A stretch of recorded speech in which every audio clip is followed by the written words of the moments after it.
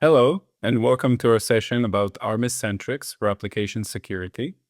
Today, we'll talk about one of the recent products that Armis launched specifically for the application security, the code security space. Now, what we do here is we built this product from the ground up. All of the technologies, we didn't really repurpose a lot of the previous technologies that have been open sourced within the application security realm. And so it allowed us to perform virtually all of the different scan types that organizations rely on, whether it's scanning their code or their supply chain or infrastructure's code or their secrets and licenses in their code, and fit into virtually every workflow, which we'll go over. And also, we'll go over how we actually tackle Mythos concerns using Armis Centrix for application security. So the very first thing that we'll go into is the Viper console, because this is how organizations get started with Armis Centrix for application security. It's very simple to get going with it. All you really need to do is make sure to plug in your Git providers or SCMs into the Viper console, and then enable Armis AppSec through the UI. Now I've already enabled it, so I can't re-enable it. So I can just go to my existing integration. And you can see here that it's very, very simple. Once you've integrated your GitLab, for example, you just need to check the box here, and we're going to automatically scan all of the code repositories within our different GitHub organizations within 24 hours. And same thing for GitHub, Azure DevOps, Circle CI, Bitbucket. If you have GitHub, it might demand one additional installation here, just because of the way that GitHub authentication actually works. And the rest of the steps here are optional. You just complete the wizard and save the changes. And that kicks off nightly scanning of all of the code repositories and provides visibility across the entire enterprise, across virtually every language that organizations are leveraging. Within 24 hours, one of the first things that we'll see is all of the code repositories. So I can just look for code repositories coming from Armis AppSec. So you can see here one of the example repositories, when it was last scanned or when was the last commit. And you can also, if you scroll down, see all of the different security findings and exposures that we found in every file, every directory. So it makes it very easy to navigate the entire repository and all of the code that's in it across all the different languages. And if we click on any one of these, it will take us to the findings page with the right filters so that we can actually see the vulnerability in that specific file. So you can see here, it's on the main branch. This is the file that has a vulnerability on it. We're seeing that there's a regex vulnerability here. And so you can see the description to why this is actually vulnerable. So there's a pattern that's testing a user-specified URL. The pattern can be influenced by data that comes from an outside program. So an attacker can supply a specially crafted scheme for this regular expression that makes it take a long time to actually validate, which can block JavaScript and can really ruin the application if a hacker takes advantage of the regex that they provide.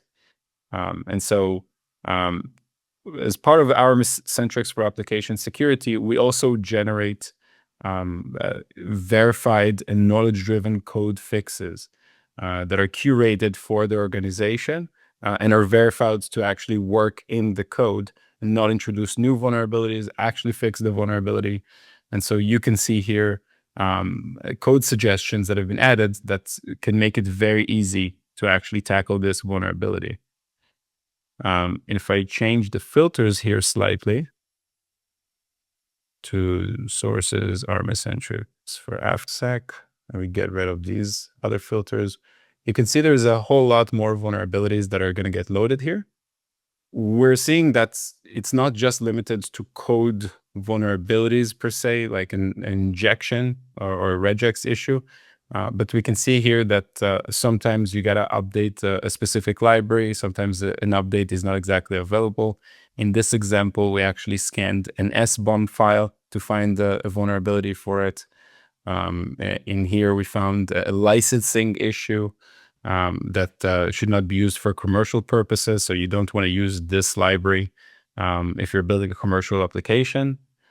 And so you can see all sorts of different injection vulnerabilities and third-party library vulnerabilities, alongside with the types of fixes that you can easily implement to actually take advantage of it. And because it fits right into the Viper ecosystem, it's very, very easy to go and edit as part of a remediation campaign, assign it to the right people if need be, and also to create a ticket to communicate it out in whatever platform it needs to go to, whatever person or team, so that they have a workflow. We also have Armis CLI. So we don't just integrate with the security team's workflow and do nightly scans, but you can perform ad hoc on-demand scans from your CI/CD, pull requests, or your own laptop, what we often refer to it as a workstation. And this is an open source tool. You do need API credentials in order to actually use it. But you can find that you can scan repositories, container images, you can output to different formats, you can generate SBOMs on the fly, and you can block a vulnerable piece of code from going into your production. It's very easy to actually install. So you just do a brew install command or a curl command. It also works on Windows. So you can think of it as a universal tool. Actually using it is very, very simple. I highly recommend reviewing the open docs. But you can see here that in order to perform a local on-demand scan using our AI native scanning capabilities, you just need this simple command to get going. And if we scroll down a little bit further, you'll see some examples of how it looks like in the CI/CD and how you'd integrate it into GitHub pull requests, for example. If I switch over to my command line, you can see here I have a simple test lib folder. And if I just do Armis CLI --help, you can see all sorts of commands that are available to you. Some of which are things that we already do for a lot of our customers. Some of these are very new capabilities that are only getting now adopted by customers, which are very exciting. For example, we don't just perform a scan, but we can also detect agents that are potentially writing code on your laptop using Armis CLI. We can then also install ourselves and our MCP server into the agent to basically have an embedded control during the code generation process. I mentioned knowledge-driven remediation earlier in the video, which is a very new concept that we created here in Armis that allows us to not just scan code for vulnerabilities and offer a verified fix, but also offer fixes that are tailored to how the organization operates. If you take a big bank, for example, they might want to fix their vulnerabilities according to their methodologies and their standards. They do authentication in a certain way. And so we want to be compatible with that. And knowledge-driven remediation allows us to study organizational patterns and transform them into real-time remediation workflows that speak to that specific organization. So the way that we would remediate is not generic. It's specific for that environment. If I go over to my knowledge editor, you can see here, this is currently running locally, and we can deploy it either in the cloud or on-premise for customers. And you can see that there's different types of standards, like a copyright notice that I want to embed into my code. Or I can have a transaction banking API standards for my business unit. And this is how we want to make sure that we produce API endpoints, in what format. We can tackle SQL injections using very specific methodologies, such as using the SQL Alchemy library with ORM, with tables defined in a specific type of file. So there's a certain methodology that we want all of our programmers to abide by. And you can see that using our knowledge editor, we can import a lot of this information, or we can customize it. This is a text editor for all intents and purposes. And it allows us to, at every level of the organization, using plain English, get the results that we would have expected. So in my standard here, for example, I want to make sure that any authentication that we use must use the Okta Armis SSO, for example. So it's great that we can define all of these standards at different levels of the organization. We can also do it according to specific frameworks, technologies, threats. So it really knows how to speak the organization's language. But how does that actually translate into what the user actually experiences? And so knowledge-driven remediation fits into all of our workflows within Armis Centrix for application security. But probably the most important and newest workflow is how we integrate into the agents using our MCP server that has knowledge-driven remediation embedded in it. Now, I'll highlight, this is very, very important, especially in the world of Mythos. If you think about Armis Centrix for application security and the markets that it plays in, a lot of times, historically, we talked about shifting left and fixing vulnerabilities before they get pushed into production or deployed into production. But what if we can fix vulnerabilities on the fly, almost like your iPhone's autocorrect? Let me show you an example. So I want to create a web app with admin authentication and some SQL queries, right? I'm just gonna create a sample app for demo purposes.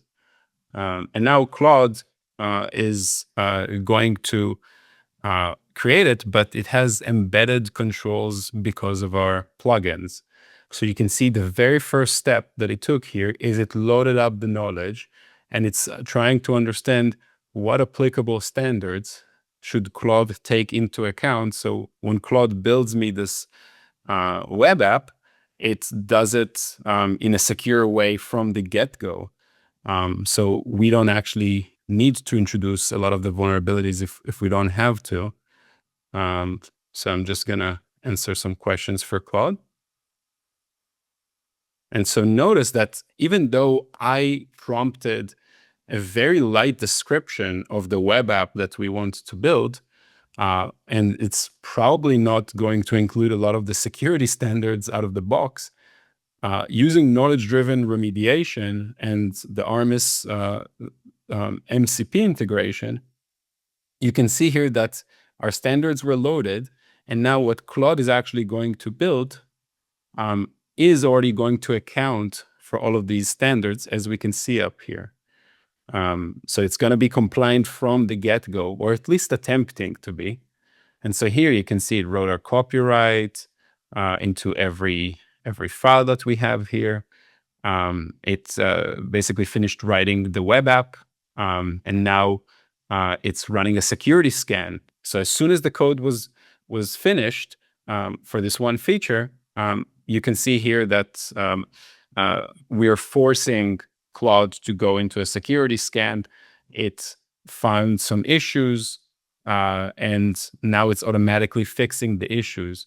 The outcome that we get out of here is that if you have a lot of developers using agentic development, there's no standardization and tons of vulnerabilities.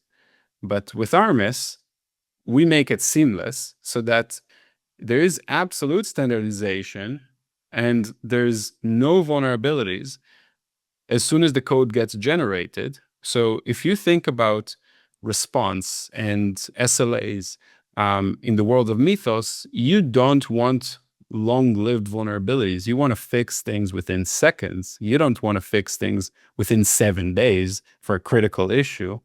Hackers can exploit within 39 minutes of an asset going live. And so you can see that how this methodology is moving us into what we call self-healing workflows. It's actually been a very popular capability, especially in the financial industry where everybody's worried about Mythos.